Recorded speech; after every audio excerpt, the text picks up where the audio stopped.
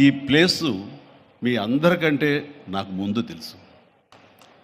2000 సంవత్సరంలో రామ్దేవ్ ఇది ప్రారంభించినప్పుడు ఇక్కడ కొన్ని మొక్కలు పాంప్లెట్ వేసి మా ఇంటికి తీసుకొచ్చి, మీరు ఇల్లు కడుతున్నారు, ఏదైనా ఉపయోగపడుతుందో చూడండి అంటే వెంటనే ఎంత ముచ్చరేసిందంటే, ఎప్పుడో విదేశాలకు వెళ్ళినప్పుడు ఇలాంటి మొక్కలు, ఇలాంటి కళాకృతులు, ఇలాంటి అద్భుతమైనటువంటి సజీవ శిల్పాలు, జీవం ఉన్నటువంటి ఇలాంటివి చూస్తుంటే ఇలాంటివి మనం తీసుకెళ్ళిపోతే బాగుండే, వాడ షిప్లో తీసుకెళ్తే బాగుండే అని అంత టెంప్ట్ అయ్యేవాడిని. అలాంటిది ఇక్కడ హైదరాబాదులో ఈ శివారుల్లో ఒకటి లభిస్తుందంటే కనుక చాలా ఆనందంగా ఉంటుంది. రామ్దేవ్ ఫస్ట్ ఆఫ్ ఆల్ నేను కూర్చున్న చోట బయట కనపడకుండా నాకు ఏదైనా ఫెన్సింగ్ లాగా ఉండాలి, అలాంటి గుబురుగా ఉండకూడదు అంటే అక్కడ చక్కగా కొమ్మల్ని ఒక ఫెన్సింగ్ లాగా అల్లి పైన మాత్రం గ్రీన్ ఉండేలాగా పెద్ద స్క్రీన్ చేశాడు. అది ఇప్పుడు చూస్తుంటే కనుక ఎంత బాగుంటుందంటే బయట నుంచి చూసేవాళ్ళకి నేను జైల్లో ఉన్నట్టు ఉంటుంది, అన్ని కటకటాల్లాగా ఉంటుంది.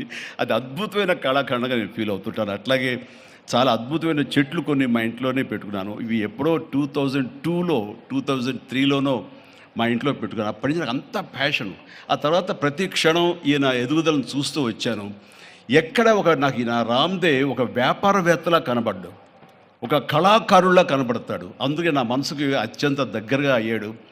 ఆ తర్వాత ఏదైనా వస్తే కనుక చూస్తారా మొక్కలు అంటే, ఇదివరకంటే ఏదో వేలల్లోనో లక్షల్లోనూ చెప్పేవాడు, ఇప్పుడు కోట్లలో ఉందంట కదయ్యా. నేను ఇప్పుడు నా సంపద అంతంత మాత్రమే ఉంది, కొనలేనేమో అన్నారు. కానీ చూడండి సార్, వస్తే మీరే టెంప్ట్ అవుతారు.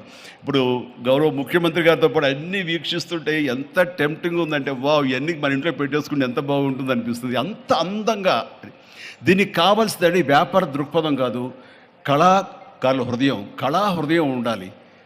నా మటుకు నేను అతని ఒక కళాకారుడుగాను, ఒక ఆర్టిస్ట్గా చూస్తాను. నేను అంత తపన లేకపోతే, అంత ఇష్టం లేకపోతే సుదీర్ఘకాలం 24-25 ఇయర్స్ పాటు దీని మీద ఎక్స్పెరిమెంట్ చేస్తూ, ఎన్నో చోట్ల రీసెర్చ్ చేస్తూ, ఎక్కడెక్కడ ఏమేమి మొక్కలు దొరుకుతాయి, ఎక్కడెక్కడ ఈ శిలాకృతులు దొరుకుతాయి, ఆ శిలలు ఇక్కడ ఎలా తీసుకురావాలి అని దాని మీద అది దుర్భేద్యం అనుకోకుండా ఇది సాధ్యమే, ఇది మన ప్రాంతం వాళ్ళకి, మన హైదరాబాదుకి, మన స్టేట్కి అందం తీసుకొచ్చేది, మన దేశంలోనే గొప్పగా చెప్పినటువంటి గొప్ప పార్క్ అవుతుందని ఆయన మనసులో మెదిలిన ఆలోచన, ఆయన పడ్డ కష్టం, తీసుకున్న శ్రమ ఈ రోజున ఇక్కడ అద్భుతమైన కళాఖండంగా ఇన్ని ఎకరాల్లో చోటు చేసుకుందంటే కనుక నా భూతో నా భవిష్యత్తు.